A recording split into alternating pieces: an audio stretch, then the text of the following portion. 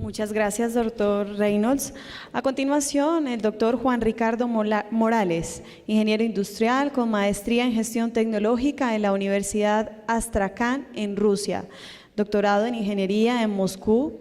y docente universitario, además consultor. Recibamos al doctor Juan Ricardo Morales. Bueno, muy buenas tardes a todos y todas. Yo voy a hacer algo bastante distinto a lo que acaba de decir compartir el doctor Reynolds, a quien conozco hace ya bastante tiempo, como les podré explicar un poco más adelante. Bien podría empezar esta breve disertación trayendo a colación una serie de consideraciones sobre lo que es pensar y sobre la forma de relacionarnos con una de las actividades que nos define como seres singulares y particulares. Pero preferí iniciar preguntándome por la razón que me tiene aquí ante ustedes, de dónde parte la generosa invitación que recibiera por parte del doctor Velilla y de Alberto Merlano, amigos y amigas presentes, mis apreciaciones sobre el tema de los organizadores decidieron llamar nuevos modelos de pensamiento. Hace ya 14 años, en el apartamento de la que aún sigue siendo la directora de Educación Ejecutiva en la Universidad de los Andes, la doctora Marta Cecilia Bernal, Jesús Muñoz, ella y yo nos pusimos a pensar cómo podría yo participar en el programa de alta dirección en gestión y liderazgo estratégico que yo acababa de terminar en su segunda promoción. Y en ese momento la doctora Marta Cecilia me preguntó cuál podría ser en determinado momento el aporte que yo le podía brindar a ese espacio. Ante la pregunta de ella de qué sentía yo podía aportar al programa, después de unos minutos, no sin cierta timidez, respondí que me encantaría lograr configurar un módulo que permitiera dilucidar una de las preguntas que me ha acompañado en mis diletantes reflexiones sobre el desarrollo humano desde mis años de formación en el Colegio Mayor de Nuestra Señora del Rosario y en la extinta Unión Soviética, como ustedes acaban de escuchar. Esta pregunta es: ¿qué está detrás de la forma como pensamos y sobre la forma como nos relacionamos con el mundo?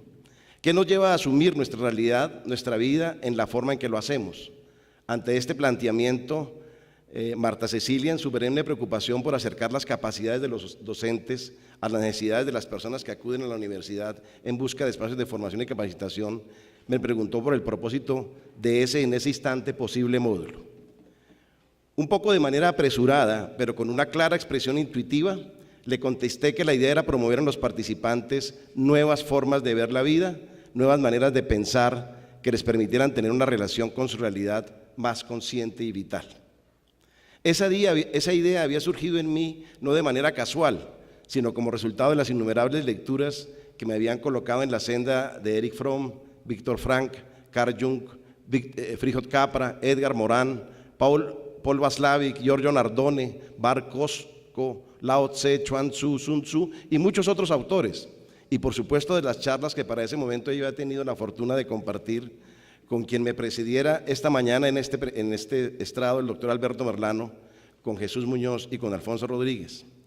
Toda esa mezcla de inquietudes y referencias me habían llevado a preguntarme el por qué las personas responden a ciertos patrones de comportamiento que son, por supuesto, el reflejo de sus maneras de pensar. ¿Qué era lo que podían realmente aportar visiones como la de Morin, Chuang Tzu, Capra, Fromm a una nueva manera de relacionarnos con la realidad y asumir nuestra existencia?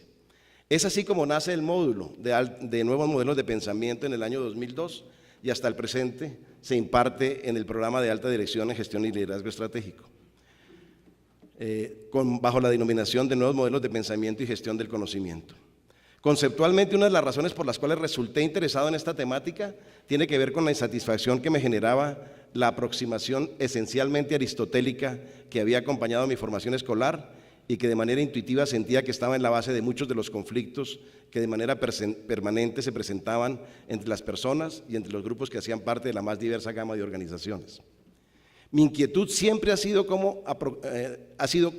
aproximaciones como el pensamiento complejo, el pensamiento borroso, el pensamiento paradójico, el pensamiento sistémico y el pensamiento intuitivo, entre otros, le pueden servir a las personas para tener una relación con su realidad más completa y omnicomprensiva. Ha sido mostrar cómo aproximaciones que complementen la visión aristotélica y cartesiana de la realidad resultan hoy no solo altamente pertinentes, sino claramente indispensables para enfrentar el atributo más característico de la realidad presente, la incertidumbre. Mostrar que a la par de las bondades que puede tener las estructuras lógicas de los principios y silogismos aristotélicos, también se dan consecuencias particularmente mutiladoras cuando se parte, como nos invitara Platón, a encontrar el modelo único de realidad que se identifica con una sola verdad posible, cuya indagación, búsqueda y encuentro solo es accesible a las mentes privilegiadas de los filósofos. Como la nota Fromm en su Arte de Amar, desde Aristóteles, el mundo occidental ha seguido los principios lógicos de su filosofía. Esa lógica se basa en el principio de identidad que afirma que A es A, el principio de contradicción A no es no A, y el principio del tercero excluido A no puede ser A y no A, tampoco A ni no A al mismo tiempo. Este axioma de la lógica aristotélica está tan hondamente arraigado en nuestros hábitos de pensamiento que se siente como natural y autoevidente, mientras que, por otra parte, la confirmación de que X es A y no es A parece insensata. De la mano de esas aproximaciones nos hemos educado en la búsqueda de una única verdad que excluya a su contraria, con lo cual, sin ser conscientes de ello, hemos alimentado el dogmatismo y la exclusión de quienes piensan diferente. Hemos contribuido a la polarización y a que caigamos en el error de creer que nuestra tarea es lograr el adoctrinamiento y enmienda de quienes piensan distinto. Considerar que sobre el mundo y lo que pasa en él solo es posible una sola interpretación correcta está en la base del sinfín de ismos que han poblado la historia de la humanidad desde sus albores. ¿No debe extrañar acaso entonces que sin percatarnos tendamos de manera tan natural a buscar las certezas, a querer vivir en el mundo en el que nuestra tranquilidad que nos provee el control que seamos capaces de alcanzar y de imponer? En oposición a esa lógica aristotélica, siguiendo nuevamente a Fromm, existe la que podríamos llamar lógica paradójica, que supone que A y no A no se excluyen mutuamente como predicados de X. La lógica paradójica predominó en el pensamiento chino e indio, en la filosofía de Heráclito y posteriormente con el nombre de dialéctica se convirtió en la filosofía de Hegel y de Marx. Lao Tse formuló claramente el principio general de esa lógica paradójica al decir: las palabras que son estrictamente verdaderas parecen ser paradójicas. Y Chuang Tzu: lo que es uno, aquello que es uno también es uno. Como reconocen los diferentes autores, la lógica paradójica como expresión de maneras diferentes de pensar tiene en Heráclito su primera manifestación filosófica en el pensamiento occidental. Heráclito afirma que el conflicto entre los opuestos es la base de toda existencia. Ellos no comprenden, dice, que el uno total, divergente en sí mismo, es idéntico a sí mismo, armonía de tensiones opuestas como en el arco y la lira. O aún mayor claridad, como muchos de nosotros ya sabemos, no nos bañamos en el mismo río y sin embargo lo hacemos siempre en el mismo. Somos nosotros y no somos nosotros tras cada momento. O bien uno y lo mismo se manifiesta en las cosas como vivo y muerto, despierto y dormido, joven y viejo.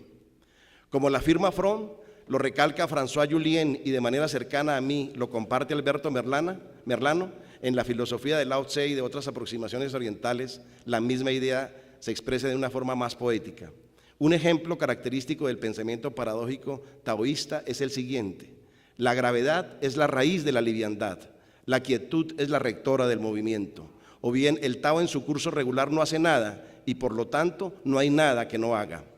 En el pensamiento taoísta, así como en el pensamiento indio y socrático, el nivel más alto a que pueden conducirnos el pensamiento es llegar a reconocer que no conocemos. Conocer y no obstante pensar que no conocemos es el más alto logro. Desde una perspectiva funcional, mi preocupación respondía a una inquietud surgida de la que había sido la esencia de mi actividad profesional hasta el momento en que me encontré con la maravillosa oportunidad de pertenecer al grupo que respalda los programas relacionados con el desarrollo humano en la Universidad de los Andes. Concluidos mis estudios de doctorado en Moscú, había regresado a Colombia y empezado a trabajar en Colciencias, para ese entonces el Fondo Colombiano de Fomento de la Ciencia y la Tecnología, adscrito al Ministerio de Educación, institución en la que tuve la oportunidad de conocer al doctor Reynolds en diferentes oportunidades, dado que él en alguna época de su vida estuvo dedicado a la investigación de las ballenas y yo dirigía el programa de Ciencia y Tecnología del Mar en Colciencias. En los diferentes cargos que ocupé, desde profesional de contrato hasta secretario general y director, encargado en varias oportunidades, había sido testigo de la compleja tarea de construir capacidades de investigación científica y desarrollo tecnológico en un país como Colombia. Esa experiencia me había mostrado a las claras que no bastaba con tener personas altamente capacitadas ni laboratorios muy bien dotados y modernos, sino que buena parte de las limitaciones en el desarrollo de esas capacidades se encontraban en la forma como las personas asumían su realidad, cómo los administradores se enfrentaban a la dirección de las organizaciones y cómo los investigadores visualizaban su papel en el contexto de una sociedad con manifestaciones evidentemente premodernas y en ocasiones retardatarias. Fue en el momento en el que, de la mano de esa preocupación, resulté paulatinamente involucrado en la tarea de buscar maneras de incidir sobre los procesos de transformación cultural en las organizaciones, de abrir espacios de entendimiento que me permitieran realizar aportes en procura de mejorar las posibilidades para que esas organizaciones respondieran de manera orgánica a las necesidades que les planteaban sus usuarios o clientes y, en términos generales, pero no por ello menos precisos, la sociedad.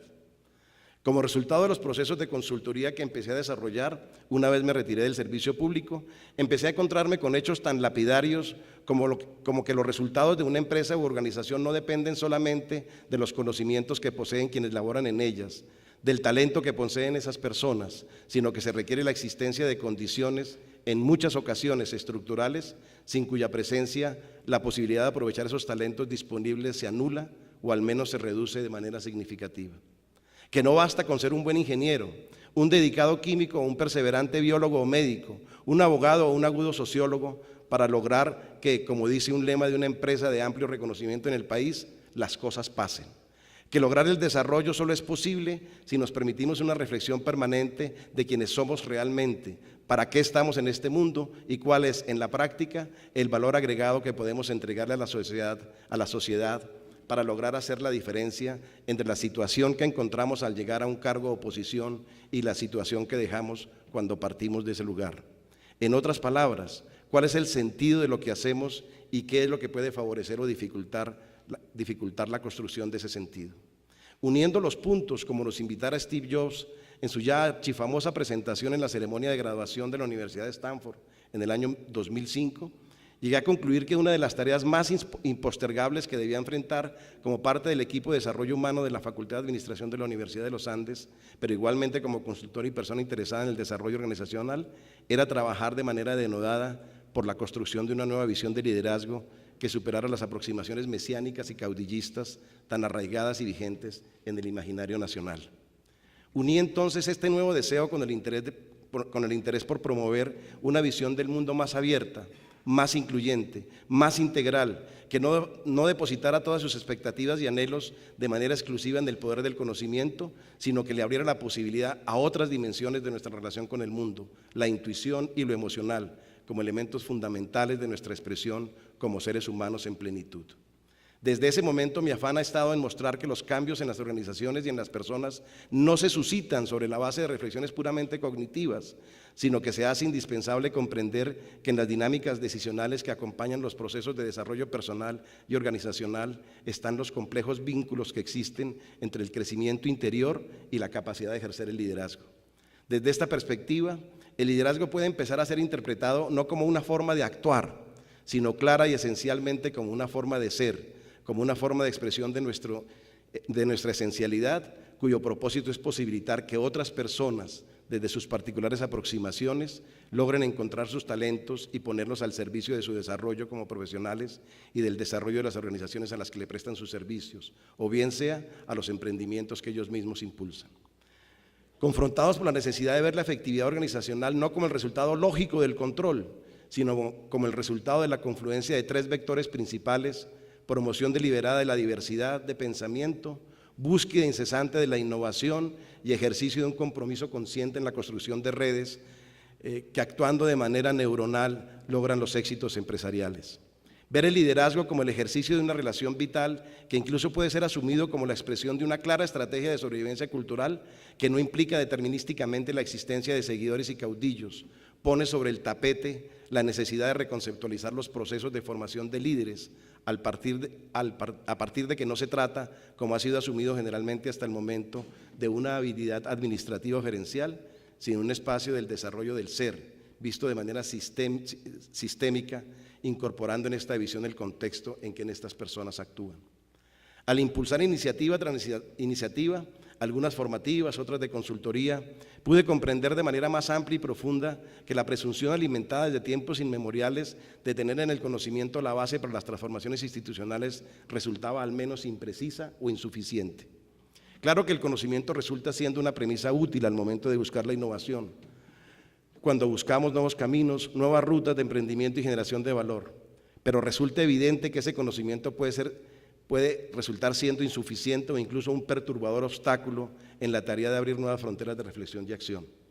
De la mano de estos intereses surgió la inquietud sobre qué está en la base de los comportamientos humanos que reflejan una mayor o menor proclividad hacia una u otra forma de pensamiento.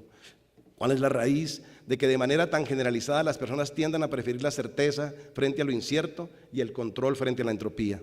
De la mano de estas reflexiones, empecé a comprender que la manera como nos relacionamos con la realidad parte de la forma como la percibimos, pero una somera validación de experiencias personales y ajenas y de una revisión de la literatura existente sobre el tema, que resultaría agotador enumerar aquí, me mostró claramente que, siguiendo lo dicho por diversos autores, no vemos el mundo como es, sino que lo vemos como nosotros mismos somos. No se trata entonces de ver para creer, como nos han dicho enfoques incluidos bíblicos, en ocasiones no desprovistos de énfasis religiosos, sino de creer para ver. Resultamos entonces acomodando nuestras visiones de mundo a todo un conjunto de intereses que con frecuencia de manera inconsciente preferimos no revelar, pero que necesariamente reflejan la manera como se ha ido construyendo nuestra capacidad perceptual a partir de las experiencias que hemos ido recogiendo, incluso cuando aún nos encontramos en el vientre materno. Si quisiéramos agrupar los factores que resultan incidiendo de manera particular en nuestras capacidades de apreciación de la realidad, tendríamos que aceptar con Ignacio Morgado que estos factores serían agrupables en 4 grupos. El primero de ellos relacionado con la estructura física de nuestros sentidos perceptuales. Al fin y al cabo no podemos oler todo lo olible, no podemos ver todo lo visible, oír todo lo audible, y así sucesivamente con los restantes sentidos. Es claro que esas capacidades se mueven en rangos definidos por el proceso evolutivo, si bien tienen una manifestación particular en cada persona y privilegian entre todos los sentidos a la vista y el olfato, como aquellos sentidos de los cuales construimos preferentemente nuestra relación con los demás y con el entorno. El segundo tiene que ver con la historia personal de cada individuo. De ahí surgen, como lo resaltara Pierre Bourdieu, nuestros gustos y aficiones, pero igualmente nuestros miedos, apegos y creencias. El tercero, muy imbricado con el anterior, es el factor cultural, que si bien responde a patrones de carácter más colectivo, no deja de tener una expresión familiar como la que se teje en la construcción de las relaciones de poder propias de la familia, que resultan incidiendo en el comportamiento humano desde las apreciaciones sobre la autoridad y la distancia a los sustentadores de ese poder o autoridad. Por último está la educación, entendida como el espacio y el medio a través del cual las sociedades humanas buscan cumplir 4 funciones principales. La generación, pero preferentemente la socialización de valores. Aunque parezca extraño, la educación no tiene valores intrínsecos inamovibles. Así como podemos educar para la solidaridad y la inclusión, lo podemos hacer también para la xenofobia y la exclusión, para la paz o para la guerra. La réplica de los roles que requiere la réplica de los roles que requiere la sociedad para la construcción de su bienestar: médicos, maestros, zootecnistas, músicos, sacerdotes, arquitectos. Tercero, la apropiación y dominio de lenguajes y notaciones especializados en los ámbitos de educación que las personas eligen. Y por último, la detección de los talentos. Valga mencionar que los 3 primeros fueron precisados por Howard Gardner en diferentes artículos y libros dedicados al tema al que ha consagrado buena parte de sus esfuerzos, el de las inteligencias múltiples. El cuarto lo incluyo yo, inspirado en los trabajos de una de las mentes más agudas en el campo de la educación como espacio de desarrollo personal y no simplemente como proveedor de fuerza laboral para las empresas en los modelos de consumo imperantes. El investigador británico, hoy radicado en Los Ángeles, Ken Robinson, quien no duda en denunciar a muchas de las escuelas a las que asisten nuestros hijos como las asesinas de la creatividad de niños y jóvenes. Cuando la persona logra comprender de manera experiencial que la forma como él percibe el mundo es tan solo una de las cientos de miles de maneras posibles de hacerlo, tan legítima y válida como la de cualquier otra persona sin discriminación alguna posible, empieza a abrir su mente y su conciencia a replantear de manera profunda la manera de relacionarse con los demás. a entender que a diferencia de lo que proclamaron y siguen proclamando los darwinistas y posdarwinistas, en la configuración de las comunidades humanas se dieron claros procesos de cooperación basados en una naturaleza esencialmente empática, resaltada por Rifkin en una amplia gama de trabajos. Los seres humanos tenemos diferencias en ocasiones exacerbadas por razones de índole ideológico o religioso, pero al mismo tiempo compartimos principios fundacionales como especie que están vinculados al manejo de la cercanía y la solidaridad y al surgimiento del lenguaje como manifestación de una evolución cerebral que nos permite no solo ser conscientes de nuestra propia realidad y sentimientos, sino de la realidad y los sentimientos de los demás, acompañando estas capacidades de otras como la abstracción, que juega un papel tan determinante en los procesos de creatividad e inferencia científica y tecnológica. Muchas gracias, doctor Reynolds. A continuación, el doctor Juan Ricardo Morales, ingeniero industrial con maestría en gestión tecnológica en la Universidad Astrakhan en Rusia, doctorado en ingeniería en Moscú y docente universitario, además consultor. Recibamos al doctor Juan Ricardo Morales. Bueno, muy buenas tardes a todos y todas. ¿De dónde parte la generosa invitación que recibiera por parte del doctor Velilla y de Alberto Merlano, amigos y amigas presentes, mis apreciaciones sobre el tema de los organizadores decidieron llamar nuevos modelos de pensamiento? Hace ya 14 años, en el apartamento de la que aún sigue siendo la directora de Educación Ejecutiva en la Universidad de los Andes, la doctora Marta Cecilia Bernal,